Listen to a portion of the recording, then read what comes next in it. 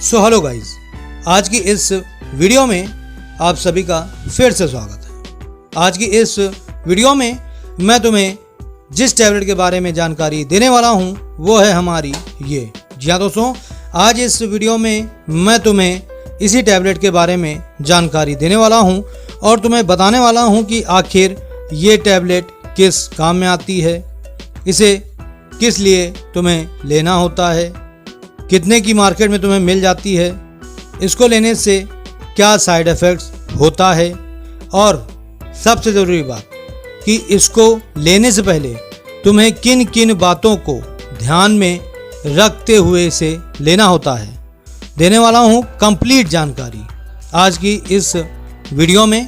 तो तुम्हें करना क्या है, इस वीडियो को सबसे पहले लाइक कर देना है और अगर अभी तक तुमने चैनल सब्सक्राइब नहीं किया है तो किस बात का इंतज़ार कर रहे हो, चैनल सब्सक्राइब कर लो। तो चलो वीडियो स्टार्ट करते हैं।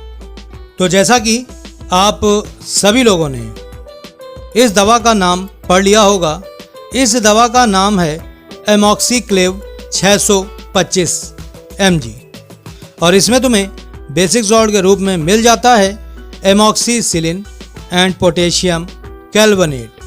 तो आज की इस वीडियो में हम इसी के बारे में आपको बताने वाले हैं कि आखिर ये टैबलेट किस काम में आती है। लेकिन उससे पहले कुछ बात कर लेते हैं हम इसके पैकिंग के बारे में। तो जैसा कि देख सकते हो, जब तुम इस टैबलेट को मेडिकल स्टोर से लेने जाओगे तो तुम्हें कुछ इस तरह के बॉक्स में मिलेगा और इसके अंदर तुम्हें एक स्ट्रिप मिल जाती है जिसमें 10 टैबलेट्स होती हैं और वो स्ट्रिप अभी मेरे पास अवेलेबल नहीं है, इसलिए मैं आपको उसे दिखा नहीं सकता हूँ। ठीक है, अब बात कर लेते हैं जो ये 10 टैबलेट तुम्हें मिलती है मार्केट में कितने रुपए की मिलेंगी। तो थोड़ी सी ये दवा महंगी होती, क्यों महंगी होती है अभी आपको आगे इस वीडियो में जानने को मिलेगा। तो यहाँ पर देख सकते हो सभी प्रकार के टैक्स मिला करके ये तुम्हें 223 रुपये 27 पैसे की मिल जाती है। अब ये इतनी महंगी क्यों है ये भी आपको आगे इस वीडियो में मैं बताऊंगा। एक्सपायरी डेट और मैन्युफैक्चर डेट तुम यहाँ पर देख सकते हो। चलो फटाक से बात कर लेते हैं इसमें मिलने वाले कॉम्पोजिशन की। तो यहाँ पर जो मैंने अभी आपको बेसिक सॉल्ट बताया है वही आपको यहाँ पर मिल जाता है। इसमें 500 mg तुम्हें एमॉक्सीसिलिन मिल जाता है और कैल्वेनिक एसिड 125 mg मिल जाता है। इसका रख रखाव कैसे करना है यहाँ पर दे रखा है और कुछ वार्निंग्स वगैरह दे रखी हैं, इसको आप पढ़ लीजिएगा। ठीक है, चलिए अब हम फटाक से बात करते हैं कि ये टैबलेट आती किस काम में है। तो अब बात हम करने वाले हैं कि डॉक्टर ये टैबलेट किस बीमारी में देता है। तो बहुत ध्यान से सुनना, एक एक करके बताने वाला हूँ कि कौन सी बीमारी में तुम्हें दी जाती है। तो दोस्तों, जब तुम्हारे बैक्टीरियल इन्फेक्शन कहीं पर हो जाता है तब तुम्हें डॉक्टर ये दवा देते हैं उस बैक्टीरियल इन्फेक्शन को जड़ से खत्म करने के लिए। ठीक है, अब तुम्हें बता दूं कि कहां कहां पर बैक्टीरियल इन्फेक्शन होने पर यह दवा ली जा सकती है। तो पहला है टॉन्सिलाइटिस, यानी जो तुम्हारे टॉन्सिल्स होते हैं जब उनमें संक्रमण हो जाता है तब तुम्हें डॉक्टर ये दवा देता है। इसके अलावा ओटिटिस मीडिया, ये एक तरह का मध्य कान का संक्रमण होता है जिसमें ये दवा दी जाती है। इसके अलावा साइनसाइटिस संक्रमण में भी इस दवा को दिया जाता है और उसके अलावा RTI यानी रेस्पिरेटरी ट्रैक्ट इन्फेक्शन में दिया जाता है, UTI में दिया जाता है यानी यूरिनरी ट्रैक्ट इन्फेक्शन में भी इसको दिया जाता है। इसके अलावा बॉयल्स, जी हाँ, अगर फोड़ा वगैरह है तो उसको भी ठीक करने के लिए इस टैबलेट का इस्तेमाल करते हैं डॉक्टर, यानी ये डॉक्टर आपको दे सकता है। इसके अलावा एबिस्कस यानी फोड़े में अगर संक्रमण हो गया है तो उसको भी ठीक करने के लिए ये दवा दी जाती है और सेलुलाइटिस में भी इसका इस्तेमाल होता है। और अगर कहीं पर तुम्हारे घाव है और उस घाव में इन्फेक्शन हो गया है तो उसको भी ठीक करने के लिए ये दवा दी जाती है, इस्तेमाल में की जाती है। इसके अलावा बोन इन्फेक्शन है या फिर ओरल कैविटी इन्फेक्शन है तो उसमें भी इस दवा को दिया जाता है। तो कहने का मतलब ये है कि अगर आपके शरीर में कहीं पर भी बैक्टीरियल इन्फेक्शन हुआ है तो डॉक्टर उस समय तुम्हें ये दवा देता है उस बैक्टीरियल इन्फेक्शन को जड़ से खत्म करने के लिए। तो मैं उम्मीद करता हूँ कि आपको समझ में आ गया होगा कि ये दवा किस लिए इस्तेमाल होती है। अब यहीं से वीडियो छोड़ ना दीजिएगा, अभी आगे बहुत कुछ बाकी है इस दवा के बारे में। तो दोस्तों अब हम जानेंगे इस दवा के साइड इफ़ेक्ट्स के बारे में, यानी जब तुम इस दवा को लेते हो तो इससे क्या साइड इफ़ेक्ट देखने को मिल सकता है, उसके बारे में मैं तुम्हें बताने जा रहा हूँ। लेकिन सबसे पहले तुम ये जान लो कि ये जो साइड इफ़ेक्ट सिम्टम तुम्हें देखने को मिलेंगे ये किन कंडीशन में मिलेगा।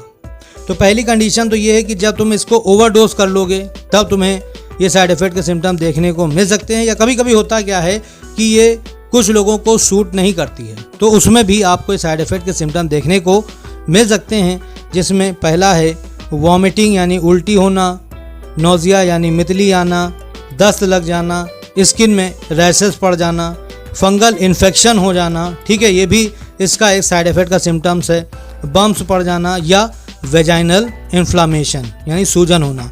तो ये कुछ इसके साइड इफ़ेक्ट के सिम्टम्स हैं। अगर इनमें से एक भी साइड इफ़ेक्ट का सिम्टम गंभीर रूप ले रहा है तो उस समय तुम्हें इस दवा को लेना बंद कर देना, तुरंत ही अपने नज़दीकी डॉक्टर से संपर्क करना है। अब सबसे इम्पॉर्टेंट बात कि इस दवा को लेना कैसे है। तो दोस्तों सबसे बेस्ट तरीका होगा कि आपको सबसे पहले करना क्या है, अपने नज़दीकी डॉक्टर के पास जाना है, उनको दिखाना है कि आपको कहाँ पर क्या संक्रमण हुआ है। उसको डॉक्टर एग्जामिन करके ही बता पाएंगे कि आपको कौन सा इन्फेक्शन हुआ है, क्योंकि दो तरीके के इन्फेक्शन होते हैं, बैक्टीरियल भी हो सकता है, फंगल भी हो सकता है, ठीक है। तो वो एग्जामिन करेगा कि आपको किस तरह का संक्रमण हुआ है और वो कितना गंभीर रूप ले चुका है या कम हल्का हुआ अभी है, तो वो उस तरीके से आपको इसकी डोज बताएंगे। तो सबसे बेस्ट तरीका होगा इस दवा को लेने का कि आप डॉक्टर से सलाह ले लें, उसके बाद ही इसकी डोज की मात्रा जान लें, उस तरीके से लें, तो ये सबसे बेस्ट तरीका होगा आपकी सेहत के लिए। सबसे ज़रूरी और ख़ास बात कि इस दवा को लेने से पहले किन किन बातों को तुम्हें ध्यान में रखना है, ये जानना सभी के लिए बेहद ज़रूरी है। अभी तक मैंने तुमको सब कुछ बता दिया, लेकिन अभी ये नहीं बताया कि इस दवा को लेने से पहले तुम्हें क्या सावधानी ध्यान में रखनी होती है। तो इसके बारे में ज़रूर सुन लो। चलो फटाफट से बताता हूँ। तो अगर तुमने शराब पी रखी है और उस समय तुम्हें ये टैबलेट लेनी पड़ती है तो तुम ले सकते हो, ठीक है। इसके अलावा जो महिलाएं प्रेग्नेंट हैं वो अगर इस टैबलेट को लेना चाहती हैं तो ले सकती हैं, वैसे कोई दिक्कत नहीं है, लेकिन बिना डॉक्टर की सलाह लिए उन्हें इसका इस्तेमाल नहीं करना है। यानी कहने का मतलब ये है कि ये दवा प्रेगनेंसी के दौरान ली जा सकती है, लेकिन कितनी मात्रा में लेनी है ये आपको आपके डॉक्टर ही बता सकते हैं अच्छे से। तो इसलिए आपको अपने मन मुताबिक दवा नहीं लेनी है, ठीक है। इसके अलावा जो महिलाएं ब्रेस्ट फीडिंग करा रही हैं उन्हें भी सेम प्रोसेस दोहराना है, ठीक है। इसके अलावा अगर आप ड्राइविंग वगैरह करते हैं तो उस समय इस दवा को बिल्कुल भी ना लीजिएगा, ठीक है, क्योंकि उस समय अगर आप इस दवा को ले लेते हैं और उसके बाद आप ड्राइविंग करते हैं या हैवी मशीन्स ऑपरेट करते हैं और उस समय आपको किसी भी तरह की दिक्कत का सामना करना पड़ सकता है, इसलिए ऐसा बिल्कुल भी ना करें।